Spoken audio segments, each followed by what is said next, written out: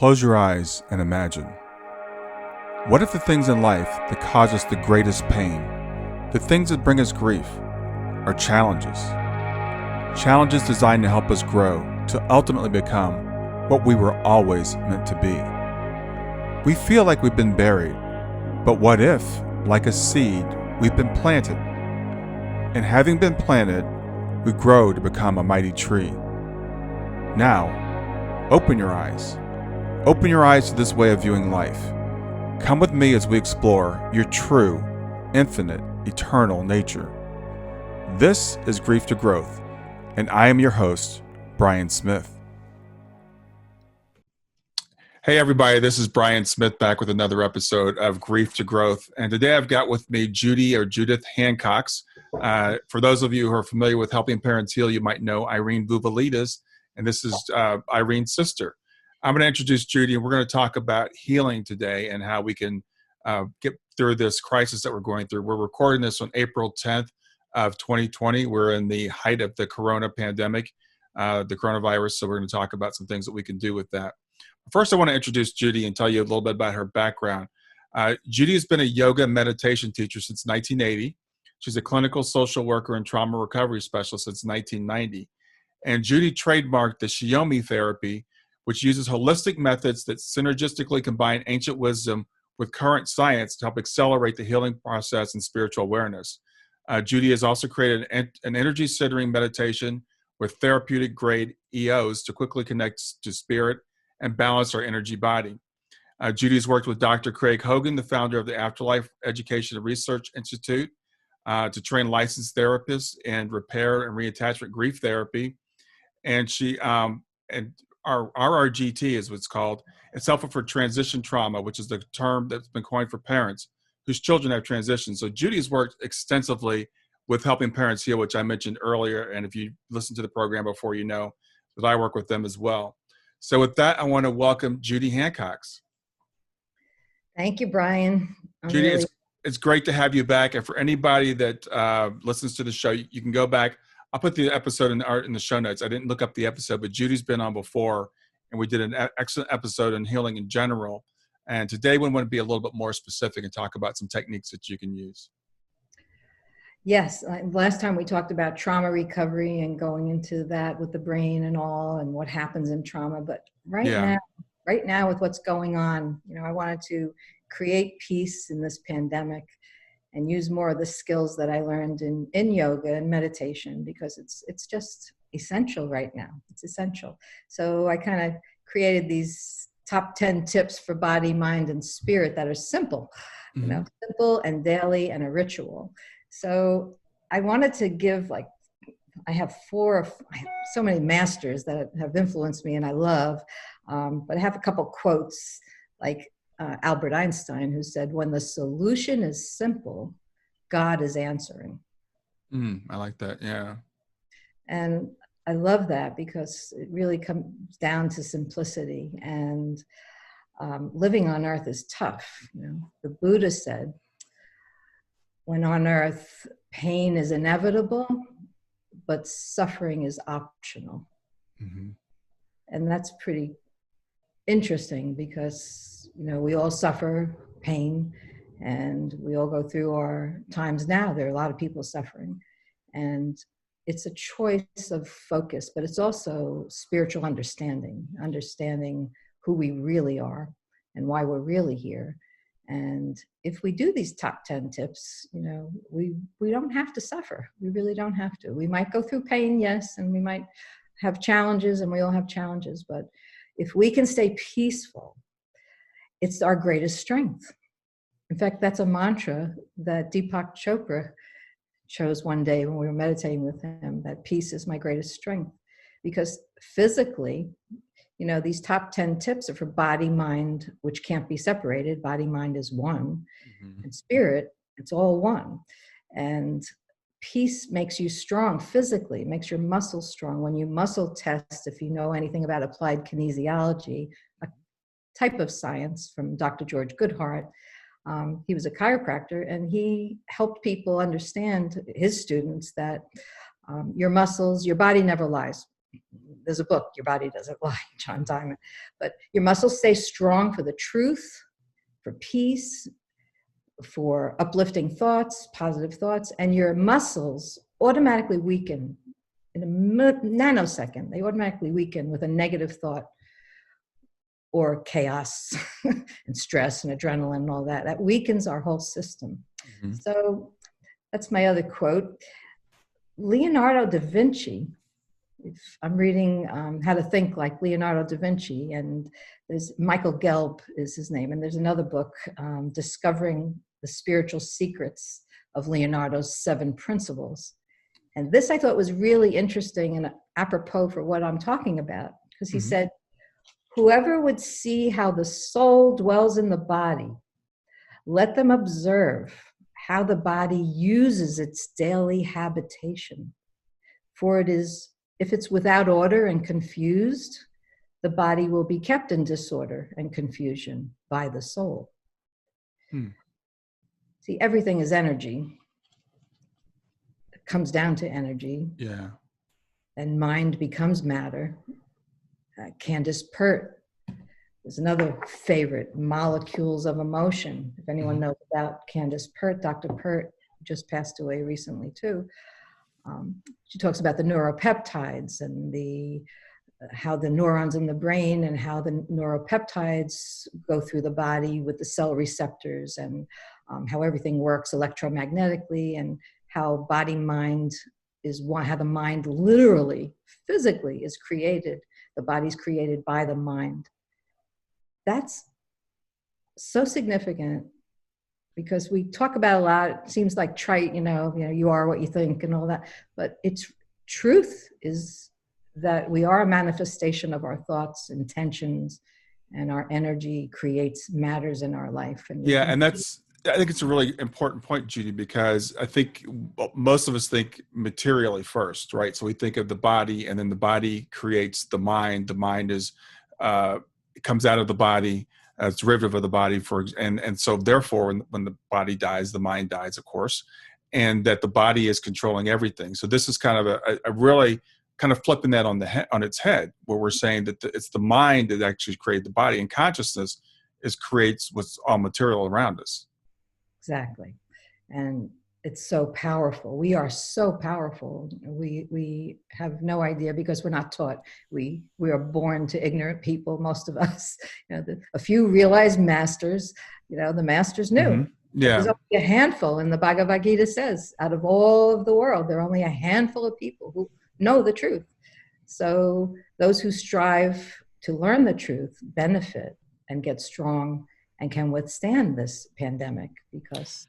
Yeah, and one of the things I've observed about the pandemic, as we've been going through for about a month now, is that this feeling that it's really easy to take on, I guess, of helplessness. This virus is all around us. It's all powerful. It's out there to get us. It's going to attack us. We have to pretend like, or not pretend, but it's in our homes, right? It's in every package we bring in. It's on our groceries. It's every time it's just there, right? Hyper awareness. Yeah. And, it brings new meaning to going viral. Everyone thought, going viral is good, but yeah, exactly. Know what going viral is. It's an energy that's everywhere. Exactly. So it didn't pass me by that this is Good Friday, for the Christians, mm-hmm. Also Passover. Mm-hmm. Exactly. And, Jesus said about peace passes all understanding. It's the peace that passes all understanding, the peace that passes all understanding. You can't understand it with your brain and your limited mind, but the greater mind just gets it. Your soul knows already. And mm-hmm. The soul, once we align ourselves with the soul, then everything seems to flow. And everything is flowing in a positive direction. It's when we get stuck, traumatized, scared, adrenaline rushes, that's when our energy stills, it gets stuck, and it can reverse, which where disease comes in, mm-hmm. when we're going backwards, we're going away from the light instead of going towards the light. So I'll talk about that a little bit with the energy centering meditation that I do. Yeah. So crisis is an opportunity. in Chinese medicine and in the symbols, it's a double-edged sword. It's a cross sword. And the symbol of crisis is like this, two swords, where we can go all the way up. It's an opportunity to go high, very, very high, or go down into the depths of hell or the heights of heaven, so to speak, but in polarity. So, adrenaline and fear stimulate oxidants in our body, the rusting of our body, the dis-ease causing stuff in our body. And prayer is, an antioxidant. And thank you is a prayer, just being grateful. Thank you. Yeah, I think that's really profound what you just said, that prayer is an antioxidant, because we're always looking for these things we can take from the outside, but this is something that can come from the inside. Yes, it decreases the oxidants. It slows down the production of adrenaline. And it just puts you into the truth, into who we really are, that there is no death, even though there's a physical death. There's no spiritual death. Energy doesn't die. Energy can't be destroyed. Yeah. And so I improved that one. Yeah, that's another thing. I just want to emphasize what you just said about prayer can be just a simple thank you, because I think, people might think, well, I don't believe in a God, or I don't believe there's something out there to pray to, but everybody can practice gratitude. We can all think about the things that we're grateful for, whether you're thankful to another being or just thankful in general. And when, the overused term of thoughts and prayers are with you, if it's said with thoughts and prayers are with you, with just like a rote thing, no feeling, that's where people get upset, like, well, do something, thoughts but thoughts and prayers and intentions do something. And I was thinking, because we're in North Carolina, we're snowbirding, getting away from the winter in Vermont, never expecting this to happen, and being stuck here by the ocean. Yeah, you're stuck in a really bad place there. Stuck in a really bad place. I got to show people later, the ocean's right there. It's just how blessed we are. Right. My husband and I having a life of service and being yogis since the 80s, and hippies in the 70s, our life was always service and love. And it brought us to a place where we're very grateful every day. We recognize our blessings. Sure, we forget sometimes, but we both practice daily. Yeah. Well, it's a matter of perspective. I was talking with someone earlier today, and she lives in London. And we were talking about the lock-in, and she's got a daughter. I think she's about 6 years old, her daughter. And you can look at it as, I'm stuck. My daughter can't go to school. You can look at all the things you can't do. But she was saying, I get to spend more time with her. Right. We never allowed her to have a trampoline before, but we've given her a trampoline. We're going on bike rides. I've seen people in my neighborhood, more people than I've ever seen, out walking and spending time with their children. So we can look at the things that we can't do, or we can look at the things that we can do. Right on. It's an opportunity, and it's an opportunity for those who are spiritually striving to know who they are. It's the opportunity to be here now and use the time wisely. Exactly. So I see people writing with chalk, God bless you, and as we walk the dog around the neighborhood, people are nicer. So it does happen in a crisis too. So get to the top 10 tips. How simple is this? When the solution is simple, God is answering. All right. So this is kind of a daily routine, but first and foremost is creating a sacred space. Mentally knowing that our soul embodies this physical thing I have here that we call the body. It's my soul that's so big. People forget. So when you're in this pandemic and you're isolated or quarantined, you can be thinking, I'm stuck, like you said, or create this sacred space. Hopefully your whole house is your sacred space. And then when people walk in, when they are allowed to come in again, they'll feel the energy uplifted. People come into our house and just say, oh, feels good to be here. And it does. We feel good to be here, because we're creating a space where consciously, if there is an argument or disagreement, and there's plenty, because we're two different personalities, two different fingerprints, but we've learned to communicate, and walk away when there's tension, and then come back and talk about it, and then go back to synchronicity again, or balance again. It's Right. seesaw. You want to be in the center of the seesaw. So when it's moving up and down, you go into the center, and the fulcrum keeps you even. And that's how you want to live life, like that.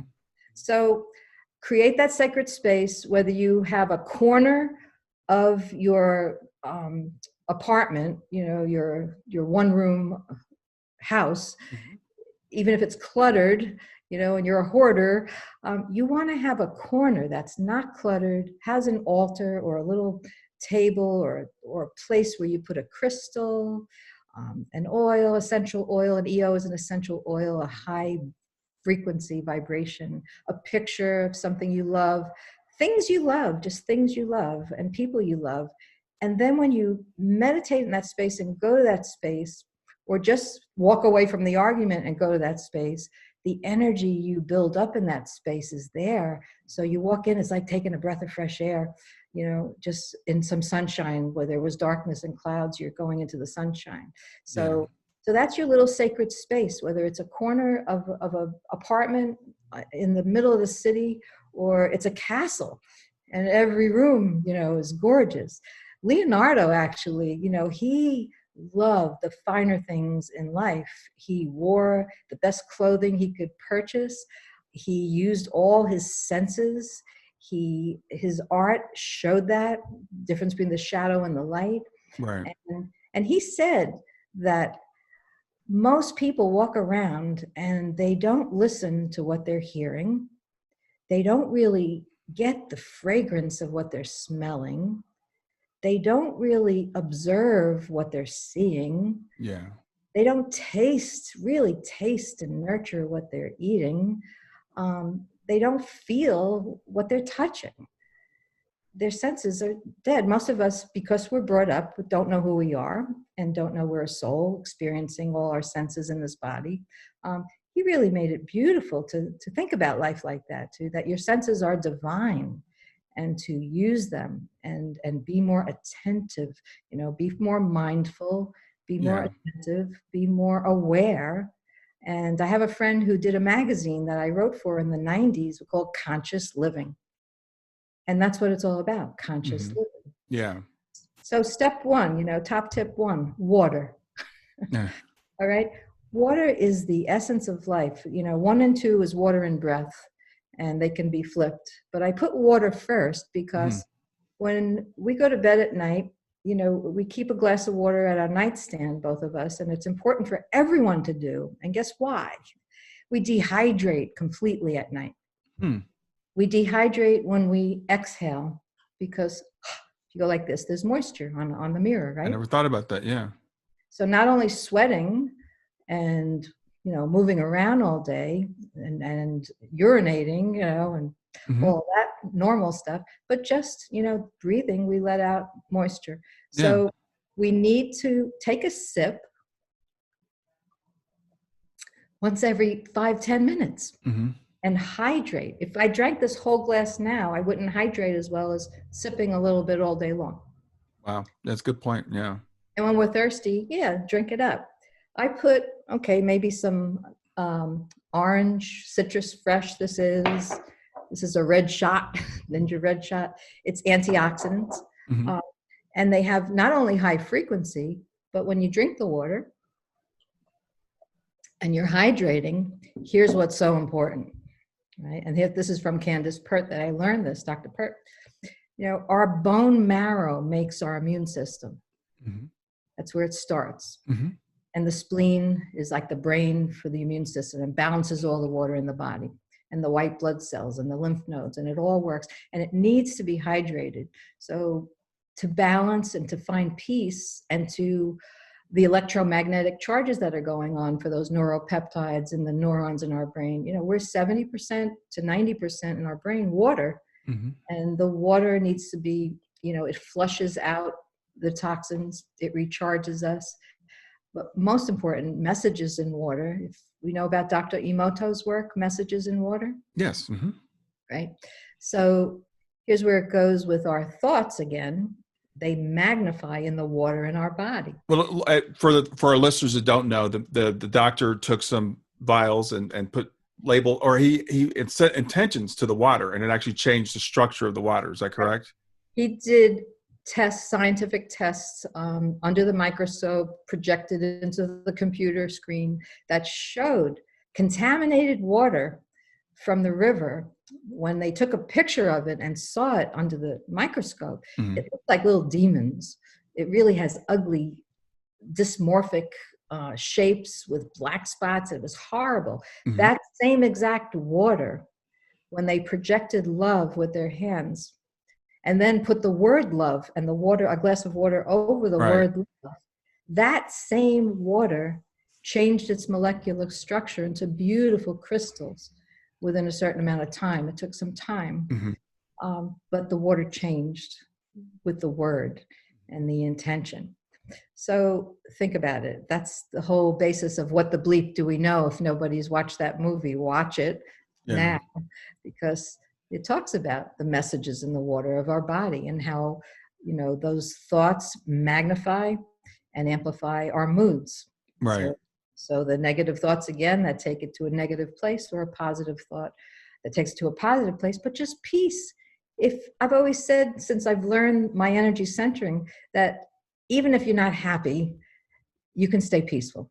You can observe the unhappiness. You can observe the emotions. You can observe all the thoughts that are going on, or just feel them and then go back to remembering, what did I think to feel this way? But that's conscious living.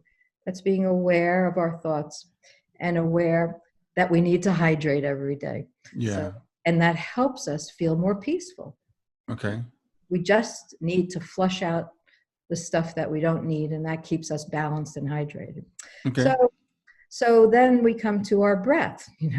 We can live without water for several days, but our breath, seconds to minutes, right, our breath will be gone. So I don't know if your viewers know how to do diaphragmatic breathing or conscious breathing, but it'd be good to review. Yeah. If you put your hands on your belly, on your navel, let's see, we back up a little bit down here. Whether you're sitting or lying back, it's easier to learn this when you're lying on your back on bed or a couch or something. But if you close your eyes and inhale down to your lower abdomen, you'll raise your hands up. You're not moving your hands, you're holding your hands there. And as you inhale, you raise your hands up through your lower diaphragm, the lower abdomen. Then you fill up the mid-thoracic area, and then your lungs and rib cage expand up to the neck. So you've got like a balloon. Here's the neck of the balloon.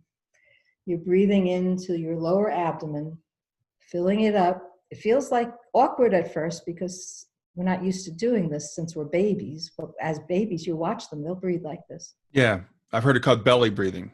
Belly breathing, deep diaphragmatic 3-part belly breathing. So try that, close your eyes, breathe in slowly and count. Om 1, Om 2, Om 3. See how long it takes to fill up. Hold it for a second or two, and then exhale in reverse. Exhaling your rib cage and lungs.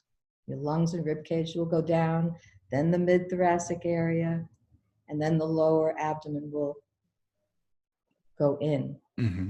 So it's like an accordion. It's going to go in and out. And the counting's important. We learn this in yoga. The Om 1 is 1 full second. Om 2, 2 full seconds. The Om, or Aum, A-U-M, really, is the sound of the universe. It's creation, existence, and dissolution, the sound of the 3 in 1. And so when you just say Om 1, it calms you down. Just the sound Om will calm you down. So if you breathe in, count and see how long it takes you to fill up. And you can fill up and exhale the same amount at first. And as you get more advanced, try exhaling twice as long as you inhaled. So if you inhale to Om 4, you're going to exhale slowly to Om 8. Inhale, and it'll increase. You'll inhale to Om 5, then exhale to Om 10. Okay. 6 and 12. At one time I did 10, 20. You start stretching. You start stretching your body and your lungs, and it's expanding it and contracting it. And So is this something you can do while you're meditating, Judi, or do you do this like once a day? Or? That is a meditation. Right, right. That is to slow you down if you're nervous or someone's making you nervous or you're nervous from your own thoughts. Try just closing your eyes, go into that little altar area, or for me, I just step out on the porch, Yeah. And just breathe fresh air. Be alone when you do it. Be in your sacred space when you do it, or lie on your bed. Shut the door. But you can actually do it standing up when people are around if you need to. Yeah. You can't escape people. I do it all the time when I start to get nervous. I just go right into my breathing. So that's the 3-part diaphragmatic breathing. Okay. This morning when I woke up, I had watched The Late Show, to see my jokes at night. And the cat woke me up about 6. Bill was up about 5. So I only got about 5 hours sleep. And I knew I couldn't go back to sleep. And we had this podcast. And I was tired. So I did the rapid fire breath. Do you know how to do the rapid fire breath? To wake up the brain? Is that the dragon breath? Dragon breath. We studied in the American Yoga Conservatory in the 80s. So it was all American. I didn't learn the Indian words, but we called it the fire breath. Okay, yeah, I've heard of that. So you take one deep diaphragmatic breath, and you're going to exhale through your nose, short little breaths in and out as your diaphragm is contracting, and you do it rapidly through your nose, and it wakes up your brain. So it's something like this.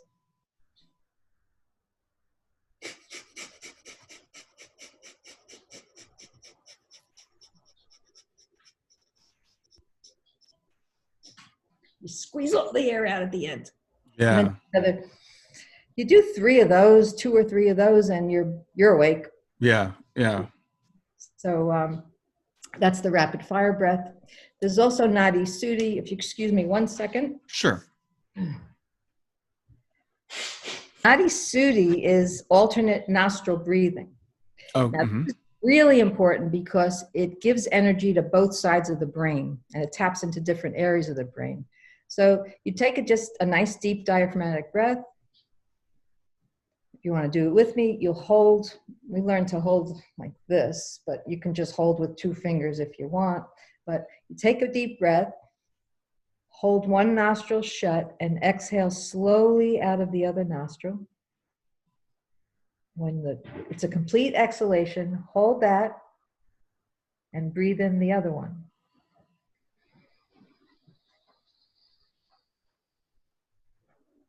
Hold that, exhale. Now breathe in.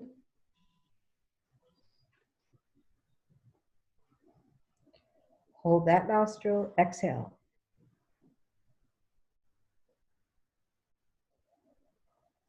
Breathe in.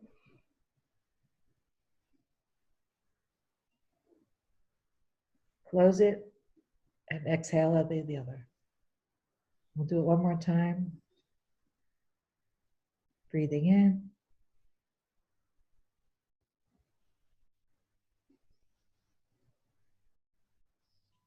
Closing it, exhale. You can close your eyes for a moment. Close your eyes when you're doing it. And just breathe normally and see how you feel. Yeah, I actually, there's an app I use called Insight Timer, and it's got all these different meditations on. I've done that type of meditation. I forgot what it was called, but I've done it a couple of times. And it is really amazing how quickly these breathing techniques will change the feeling you have in your body. It's called pranayama. Pranayama. Yeah. Pranayama, Nadi Sudhi, alternate nostril breath. And yes, the breath and the mind are intimately connected. Yeah. Yeah. Slow your breath, you slow your mind and your body. So I would encourage people that are listening to, like I said, to follow some of these techniques, and you said you can do them anywhere at any time when you're feeling, stressed out, and it'll make, I used to have panic attacks, and I wish I'd known these techniques back when I was having them, on a regular basis, because they can calm you right down. Immediately. Don't need drugs. Just control your breath. It goes into meditation. So that's pranayama and the breathing techniques. And even we'll talk about yoga and doing stretching and all that. Mm-hmm. That all prepares you for meditation, because what it actually is concentration and awareness, conscious awareness, and stepping back to observe yourself, from your soul vantage point. Observe what you're thinking and what you're doing, and be more consciously aware of integrating it. So slowing down really helps. The focused intentions and gratitude, that's the piece that goes along with the messages in water and the breathing. Because when we wake up, the first thing I do, have the drink of water, because you forget to you breathe. You're waking up. And you can have a dream journal or a journal and just write your dreams if you like. When you're waking up and you're in between that state, that's a good thing to do. So you have the water. You wake up. You do the breathing to set your mind in motion, and then you can go right into meditation. Usually, wash our face, wake up a little bit more, and then we sit and do a formal meditation. And formal meditation is actually, it doesn't really happen until you can concentrate. When you can concentrate on one thing, whether it's Om, Ama, Brahmasmi, Om Namah Shivaya, these are all Indian terms that have American meanings, or English translation of Om Namah Shivaya. They're all spiritual. It means infinite being, infinite intelligence, infinite manifestations. So whatever you're focusing on, whether it's a Sanskrit mantra or just the sound Om, you want to repeat that over and over in the center of your brain. You're focusing, or the tip of your nose. You close your eyes, you focus in the center. Why the center? The pineal gland in the center of the brain is the creation of ourself, really. When our soul comes into our body, that's the center of the brain, the master gland that brings us into heaven, basically. So when that opens up into our heart center, we focus there and just start feeling this expanded feeling of love. Yeah. Usually our minds wander. Yeah. What's going to make for dinner? What's going to have for breakfast? And then just keep bringing it back to the mantra without chastising yourself or, saying, I can't do this. We had one student that would say, my mind just doesn't stop. It just doesn't stop. It keeps going and going and going. That's okay. Just keep watching it. And eventually you slow down enough to just stick with the mantra. And it's been said before, and I've heard it on your podcast, and it's true. It's the space between the thoughts, the no brain, the no mind. There's just this space of feeling love and expanding this love. So, we've been taught that when you can concentrate on one thing, one positive, uplifting, spiritual feeling and thing, when you can concentrate for a certain amount of time, and it's different for everyone, it opens you up into a meditative state where there are no thoughts. There is no mantra. It's just this bliss. It's just this expansive feeling of bliss. And that generates and stays with you during the day. So this opportunity to be isolated and not allowed to go out and quarantined and all that, what a blessing that we have time to meditate more. I mean, really, what's the excuse? Yeah. People may have to work on their computers and do work from home, and that's great. And I've just began to do some telehealth conferences and therapy with people online, one at a time, But we have at least 3 times a day that we meditate now. And it's just, even when we're just relaxing, I think I would say when we come to it, turn off the TV and the news, but I'll come to that because you want to know what's going on. Yes. So you can get your fix, figure out what's going on, but there's more to that we're going to talk about. That's very negative, the energy that comes in. So your sacred space, you drink your water, you learn how to breathe, you meditate, you have focused intentions on gratitude. You could just count the things in your life that you are grateful for, just the ability to be alive and not be sick. And if we are sick, the ability that our mind over matter can change it with the right nutrients and all that we'll come to. The important thing is just to be conscious about it all. This is a blessing. It's a time to remember who we are. This is a time that all of us can remember who we are. And I said it was Good Friday before because it reminded me of the cross, the symbol of Christianity. And that cross, I really learned long ago, somewhere, spiritually speaking, that the cross represented our connection with heaven, or our vertical connection to our higher self.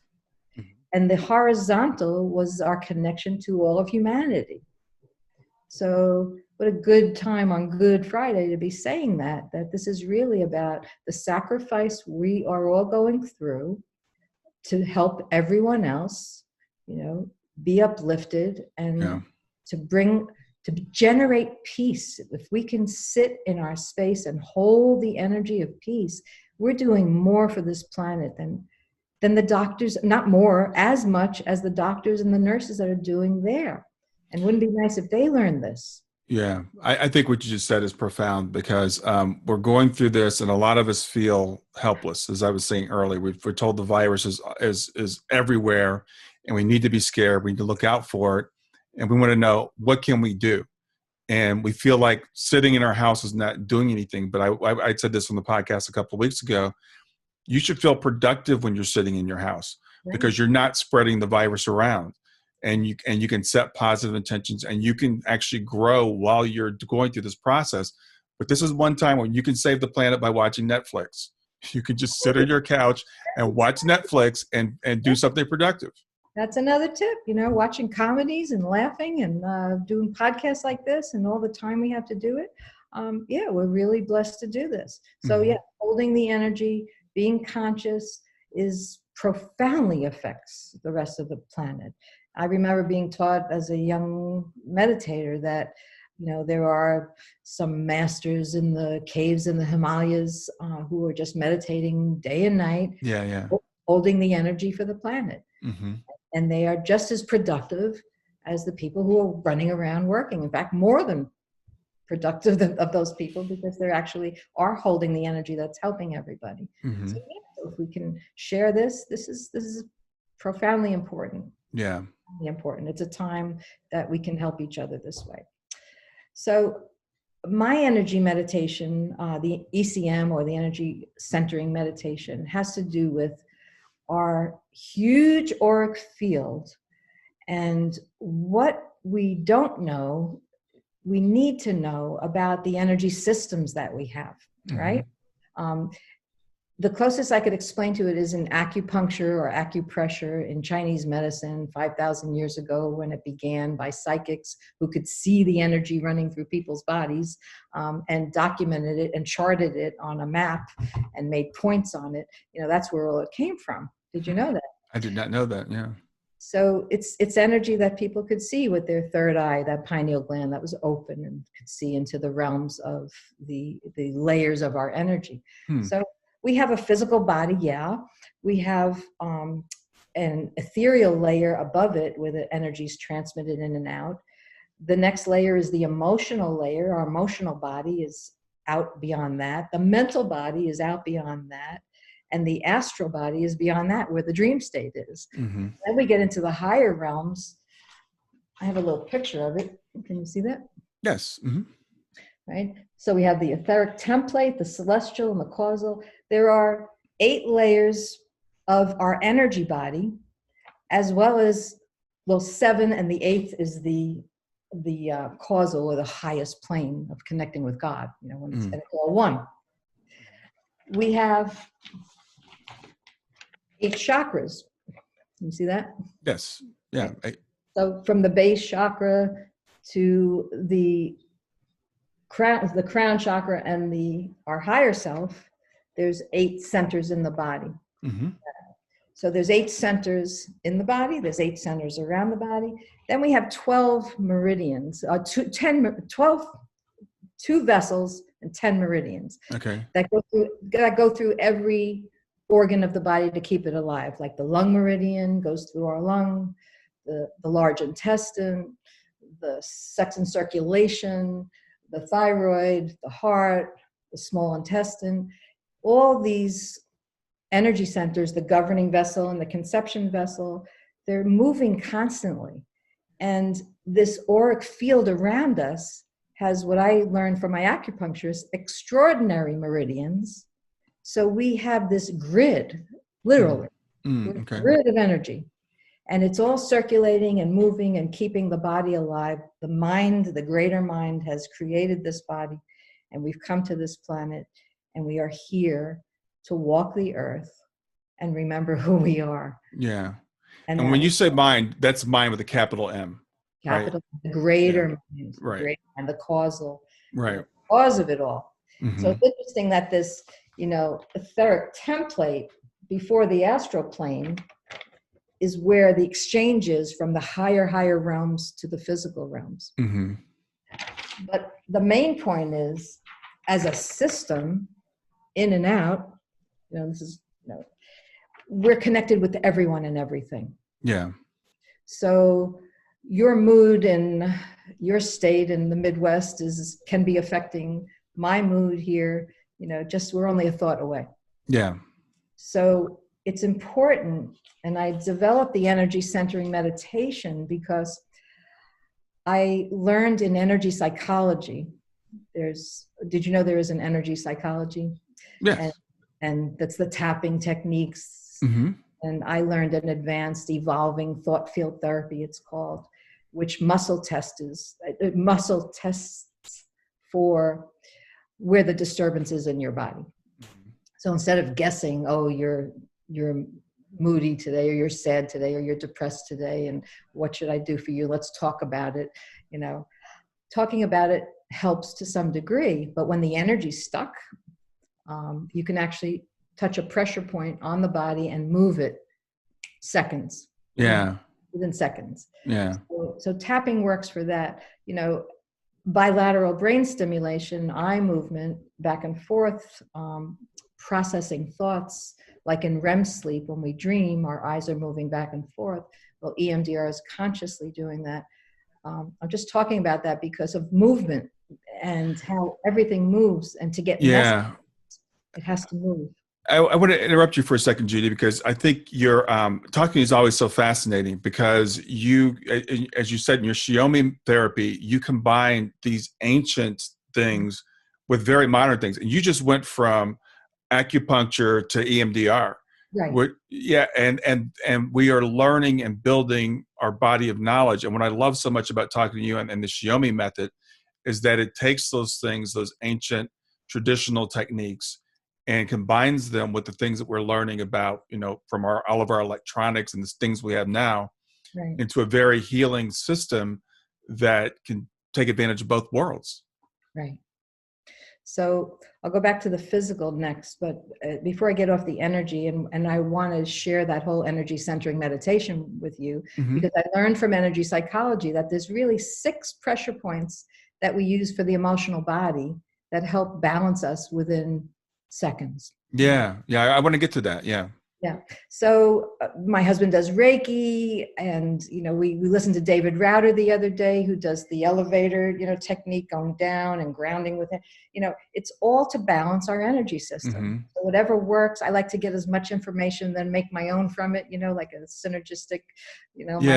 My teacher said I'm like his grandmother made chicken soup. What's in it? Oh, a little this and a little that. But I do have to make it into a system that I could teach other people. Mm-hmm. Yeah. And so, yes, we need to be aware of our energy. Energy is everything. Energy affects us from everywhere. So when we do this energy centering, and my technique It's about creating a sacred space within our field around us. Yeah. And using our fingerprint, our soul print of uniqueness that forbids anyone to come in if we don't want them. And allows us to go everywhere as we want to. Yeah. But it's a choice. So sometimes we need to just seclude as we are, but even in our own homes where we're secluded, we need to seclude in our own space, our sacred space, which is our energy field. Because, it's to close off the grid a little bit, connect with our higher self, of course, with everything and all loving higher vibrations, much as that as you want. I'm talking about the lower vibrations and the negative vibrations that we don't want. So we have a choice to do that, and we can. You touched something that I thought was really interesting. You were talking about how my mood here in Ohio can affect your mood there in North Carolina, and how we're all connected. And I keep coming back to the lessons this virus is teaching us, and physically it's showing us how close we all are. I think we sometimes think the world is such a big place, and it's showing us how small the world really is. And I think about Swedenborg, and he always talks about correspondences. What happens in the spiritual, what happens in the physical corresponds to the spiritual. And what we're seeing with this virus is a guy sneezes in Wuhan, China in November, and the whole world is sick in March.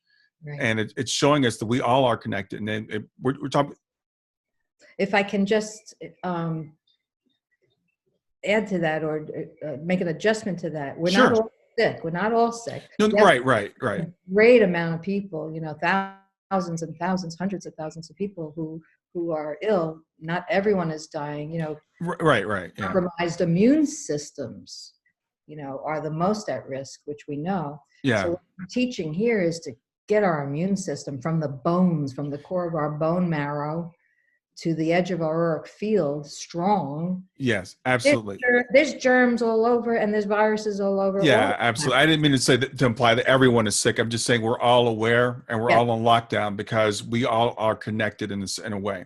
I think you're right, and I think I said that earlier. We are a lot more powerful than we think we are. We're not helpless. That's why you and I are having this conversation, because we're not helpless against this thing. Right. And, I might get picayune sometimes because I'm aware of generalizations. Mm-hmm. I hear people saying, I tried everything and nothing worked except this. That's because you tried all that, but didn't know about maybe there was something else. But whatever works, use it. Yes, use it. Yeah, exactly. But we have a lot of power. Like you said, we have a lot of power to put out there. We do. To calm the fears. So, all right, our daily, we're up to like 5 now. We did 4 tips. The 5th is conscious eating. We have to eat, right? Mm-hmm. I learned a long time ago, living in an ashram in a spiritual community, of being grateful and being aware and raising my awareness. And I developed my own prayer before meals. And I think it was David Rowder, or someone said to have a prayer after meals too. But it's just conscious eating is what it is. Mm-hmm. So when we have something put down before us, and even if we just take a piece of fruit off the tree or wherever, to bless that food, to with your own thoughts and intentions and focused intentions, to say thank you for Mother Earth who produced this. And then you can go from the farmer who raised it, to the distributor who brought it to the store, to the clerk, to the truckers who brought it, cross country. Yeah. You want to go through your mind at least once that this train of energy that came from the very growth. Thank you for the sacrifice of the plant or the animal. Yeah. I say first, and thank you to all who brought it to me. I think that's really profound, and I want to echo that because growing up as kids, we were taught blessings, and you thank God for the food, and I've heard people say, "Well, God didn't produce the food," and we could argue that. But the fact is, when I started studying Buddhism, I heard this idea of mindful eating, thinking about, okay, where it was grown, who grew it, and especially these days, the people in the grocery stores that are standing there, selling us the food, and the truckers who are bringing us the food are crossing state lines, at a time we're all locked down. The DoorDash delivery people, that are bringing food to us. You know, the people that are working at all those people, they're all extremely important, and we should be grateful to all of them. And everyone we bless and say thanks to, we're giving them good energy. Mm-hmm. Send them light and protection. We can ask the highest light of protection to surround them and support them. And so when I say thank you, I ask that the highest good come to them for their service. Yes, absolutely. And then may I take this food in and use the energy for my highest good and the highest good of all. Mm-hmm. And so as you're bringing it in, and I'll even say, and for my best weight, you know, for assimilate to my perfect weight and nutritional value. Mm-hmm. You could take it as far as you want or need to. Yeah, absolutely. By blessing it. And I will tell you, this is not scientific, but I'm sure I've eaten places where other people got sick in a restaurant and I did not. I don't know, you know, I just believe in the light. And I do believe that there are powerful mind over matter where we can just stay safe, keep ourselves safe, and bless that food and be protected from the germs that are going to come in and go out. Yes, I agree. Mm-hmm. Yep. So that's conscious eating, and chew it till it's liquid.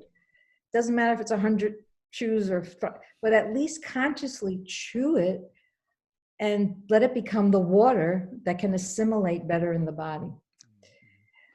And then, you know, it also has to do with digestive enzymes. Do you know we don't have digestive enzymes that many as you get older, over 40, almost none, they're depleted. So it's good to take digestive enzymes. We take short-acting, long-acting for protein and vegetable, but we have this great digestive enzyme that we take at every meal, or at least the big meal. Okay. So minerals and nutrients that you need: potassium, magnesium, calcium, salt. Those are trace minerals, because trace minerals help go into the cell and bring in the nutrients into the cell through the cell wall. So you need your trace minerals, ionic minerals. They could be liquid minerals that are hundreds of minerals that float, but we need trace minerals every day. Even the little emergency, they say for when you have a cold, that has trace minerals in it with vitamin C, little sugars in there, but buy ionic trace minerals anywhere, and just look for a good brand, you know, go organic when you I believe the world needs to go organic. I mean, one of the reasons we have these viral things going on is because of the upset of the balance on the planet. Too many chemicals, everybody just, you know, thinking they're doing the right thing with overdosing with chemical cleaners and chemical this and chemical that. You can do everything with natural remedies. And I would even just plain, we went and bought grain alcohol from the store so I could make my own hand purifier with some aloe vera gel, drops of thieves oil, clove and cinnamon, and alcohol. I think what's 7% alcohol is enough to knock it out. I forget. It's 60% ethanol or 70% propanol, I think is the numbers. So, you know, just be conscious what you're doing to kill stuff, and it's not going to kill you. Yeah. My husband and I have this standing argument. Well, now don't care, you know, use Purell and all that. But I think if you overdose with Purell and chemicals, it's going to go into your body and it's not going to be healthy. Use stuff that's natural. As much as you can. Yeah, sure. And if you can't, of course, you know, use the other. But so that's the conscious eating and using things. Right? So 6, we get into just what do we do to stretch and exercise? We have to, you know, walking is the best because it's bilateral exercise. You're tapping both sides of your brain as you walk evenly, and it brings peace. It brings peace. If you can't walk, or there's problem that you're not able to walk, you can squeeze your fingers right, left, right, or tap on your knees, right, left, when you're nervous. And it's like taking your brain for a walk. Also used in bilateral brain stimulation for therapy, but this is just bilateral for peace. Yeah. Bilateral for peace, because it doesn't let you think too much with that left hemisphere. and it doesn't let you emote too much with the right hemisphere. You know, if you get too emotional, the adrenaline goes into the amygdala of the right brain, and you get that surge of adrenaline and toxins and oxidizing going on. No. So you do a little of this, do your breathing, slow down, and you'll come into peace and balance. Mm-hmm. And that's your good antioxidant for the day. 7, I put music, because between classical Baroque music in the background, you know, the music that soothes the soul, in super learning, Sheila Ostrander, and is it Sheila Ostrander? And the two authors, it'll come to me, but they did super learning, the books on super learning and the experiments with super learning. Okay. That if you put classical 64/4 beat, it's the heart rate beat, the classical Baroque music in the background, help the children in school gain better testing when they had that music on and they did breathing, and they breathe in the information and exhale, let out all the junk that, and they did this experiment, and they proved that the music helped memory and helped the learning process in the children that did it versus the ones that didn't. Wow. So whatever music you want, you know, you might want to put some on to dance. You want some fast music. If you're going to do fast and loud music, dance. You know, shake it out. Don't absorb it and get all stressed out. Just dance away and have fun and shake it off. So whether it's art, you know, put the music and arts together, because writing, drawing, you know, take some time to play, you know, whether it's in a sandbox or whether it's finger painting or whether it's anything you want to do that's creative, even journaling, to get out there. That's important to do every day, or at least have on your list of tips to do when you have nothing else to do. You know, pull out some music and dance and creative arts. That's important. Yeah. And 8 is what I said earlier, and you said too. Shut off CNN and Fox and MSN and all the news channels that are, especially CNN. I'm very upset with them, of showing the virus behind them, you know? Yes. Attracting, you know, your like attracts like. So it's like they're growing the numbers as they're showing that thing, and people are freaking out. And You know, I saw yesterday on Facebook, someone had done a meme of white blood cells, because you've seen so many pictures of this virus in the last couple of months, right? And I saw someone did a picture of white blood cells, healthy white blood cells. And they're like, focus on this. Instead of focusing on the virus, focus on your incredible immune system. yes. And I forgot who it was. I heard the other day say, you come from, I think it was Greg Braden. He said, you come from a long line of survivors. You wouldn't be here if your ancestors weren't survivors. Your body was built for this. And I think we need to focus more on that. Yes. I actually posted that on Facebook a couple of days ago, and someone kind of came at me and said, well, there are people who are immune compromised, and we need to take this seriously. We do need to take it seriously, and there are people that are immune compromised, but most of us are not, and most of us have a very robust immune system that is built to take this thing on. So you need to, I think more like, if this virus comes after me, I've got the system to shut it down. Exactly. Yeah. Exactly. And, you know, those experiments, there's tons of experiments to prove the mind over the matter and how we create. And that's what we talked about in the beginning. Our intent, our vibration, everything has either a high vibration or a negative, low, and reverse vibration. So we want to be on the positive and keep a high vibration. Bacteria can't live in the sunshine, you Right. know. It's and that's important, you know, and it's interesting to note that this virus can't live in the sunshine. Yeah. You know, the warmth of the sun and our spirit can, you know, repel. And we're not hearing, like I said, we're not hearing enough about our immune system. What happens when this virus does actually get to our bodies? Our bodies starts war against it. I mean, we've got all these systems that are built for this. Right in place, and that's so important. What you're talking about, it falls in line with what I'm talking about. If we're in peace, if we're in balance, we've got all the tools we need to fight it.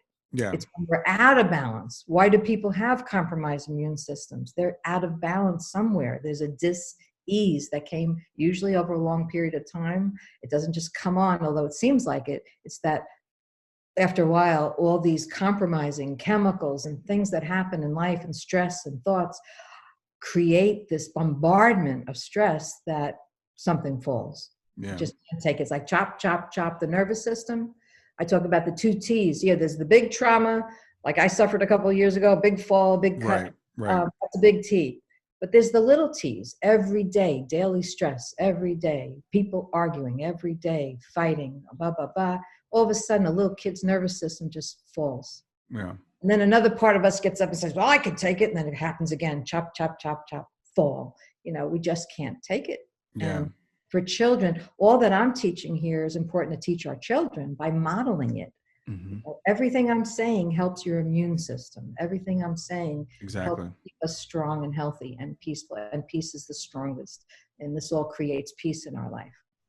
So those funny movies, watch comedies, watch. That's why I stay up late show or tape it, and I or watch them on the podcast, or watch them on YouTube, or anything you can do to laugh and lighten up, is going to help yourself and each other. That makes you strong. It helps your helps your immune system to do that. I have 9 as well under the media. And investment, 9 is investment in our time. Where do we invest our time?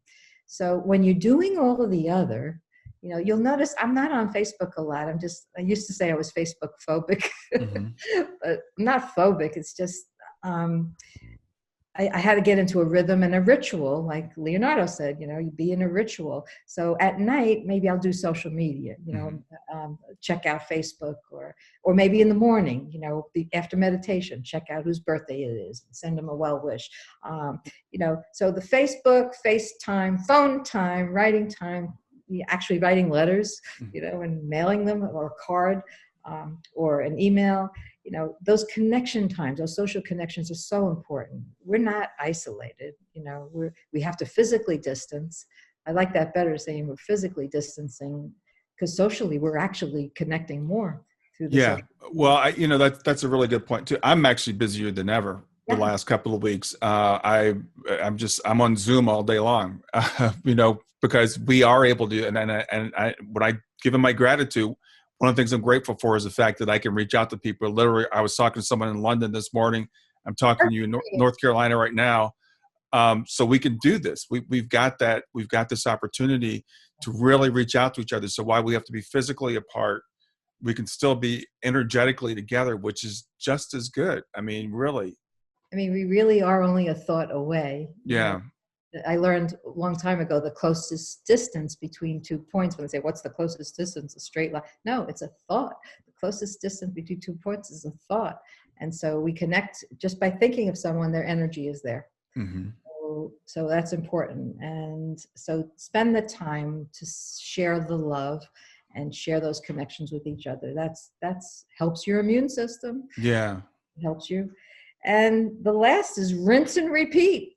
Yeah. Rinse and repeat, and literally rinse, because a bath, who was talking about the lemon bath, David Rauder? Yeah. A saltwater bath with Epsom salts or sea salts, or, pink salt, and essential oils in the water, to take a nice bath and rinse off all the crap from the day, or even the thoughts. I like taking a shower after a bath and then washing my hair. Your hair is actually electromagnetic. It holds energy. So Not mine.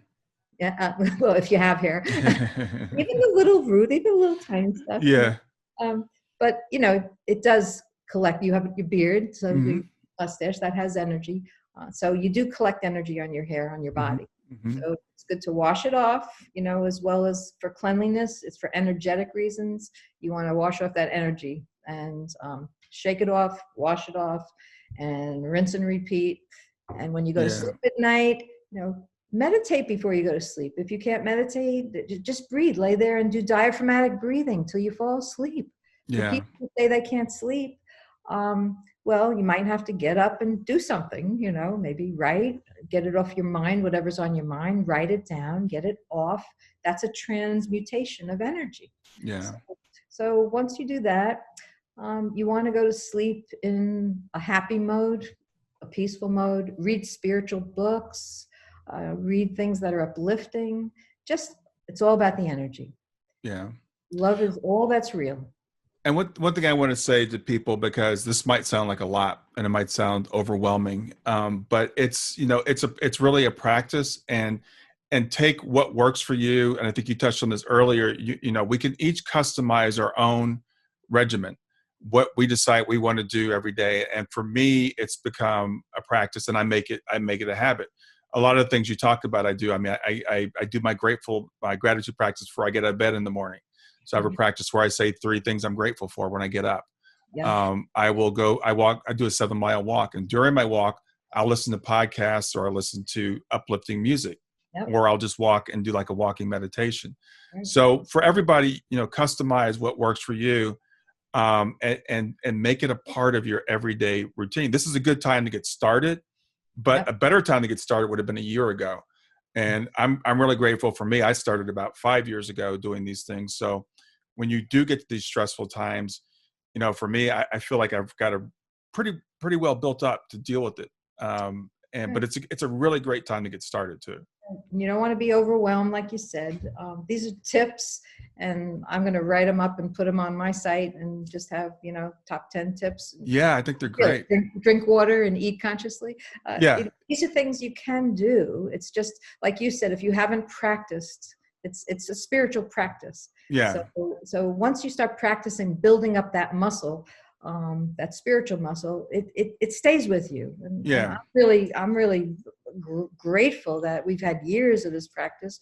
And so, the seesaw may go down and up at time, but it goes into the center much more quickly now. It's really a shift in perspective too. I was talking with a client the other day, and she was feeling, very isolated, and she was feeling a lot of anger, and she was writing me about, how she was feeling about, because we're all isolated right now, but she lives alone. And we were talking about some trauma she'd had in the past that she was angry about. And in the past, she would try to stuff that anger down. And I said, well, no, just go ahead and feel it. It's okay to feel the anger, to acknowledge the anger, and then to let it go. So when we're saying these things, we're not saying don't feel all the feelings. You want to feel those feelings. But if you could start to kind of look at it from a different perspective, from a little bit higher perspective, and kind of watch yourself feeling the feelings, it takes the trauma out of it. Yeah. I'm glad you brought up feelings too, of course, in my line of business. One of the simple things to do with your feelings also is, say you have all this anger and tension and don't know what to do with it, but yes, you can gestalt, write, and rip up paper. There's things you can do to transmute it, like I said, to write it.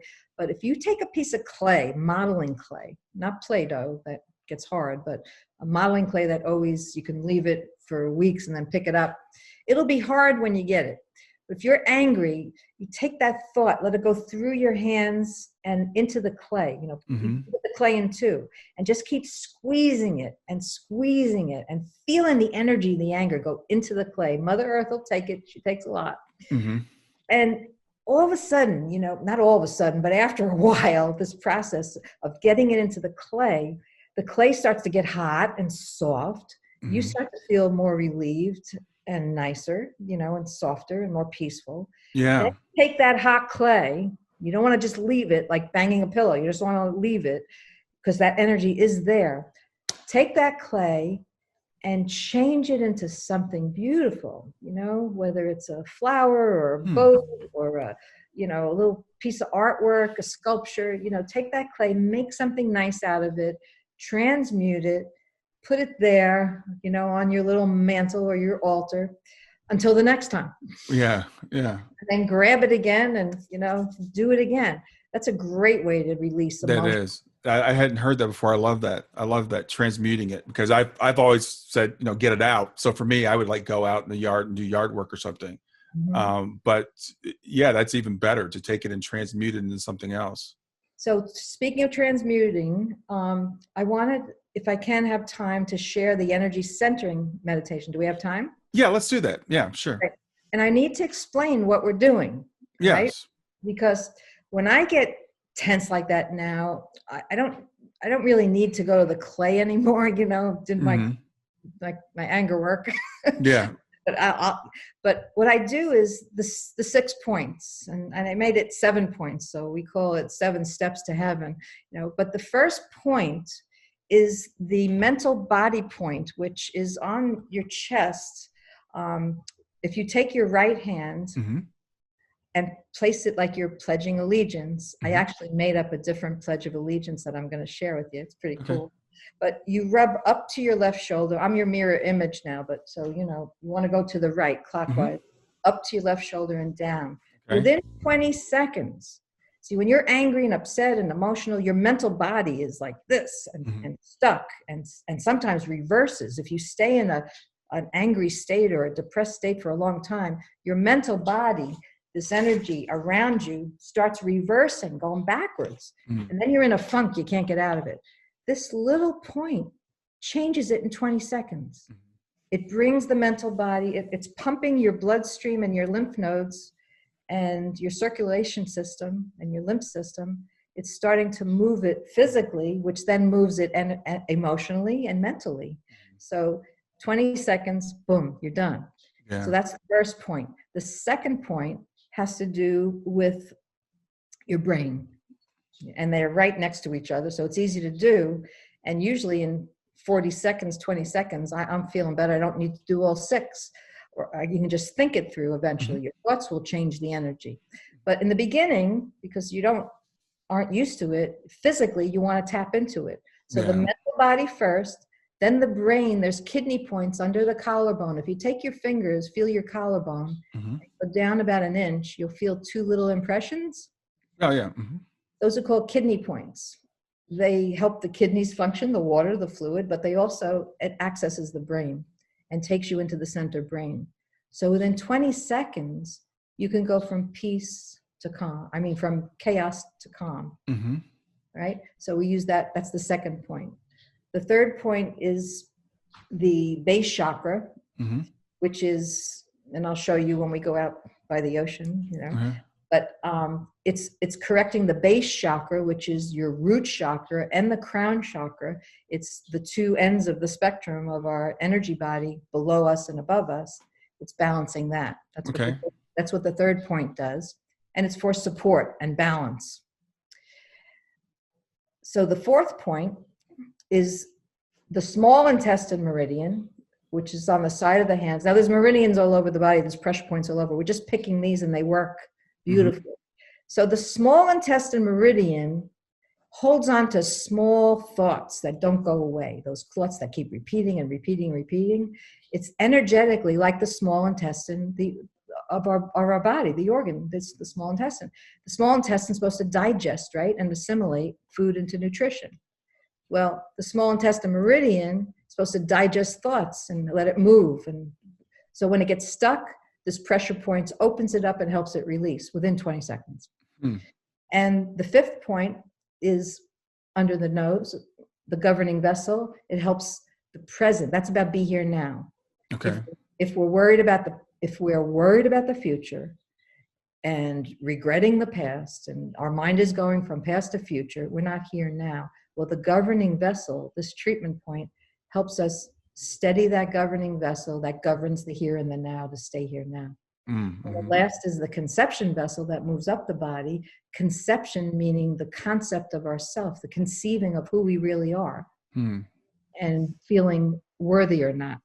So when we're feeling unworthy, when we're feeling bad about ourselves, our conception vessel is usually off. Yeah. So again, within 20 seconds, it fixes it. And then we tap it all in to make it stay for a long time. Wow. So you ready to do it? Yeah, let's do it. Okay. I'm going to take some oils with me.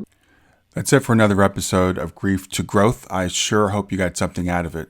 Please stay in contact with me by reaching out at www.grieftogrowth.com. That's grief, the number 2, growth.com.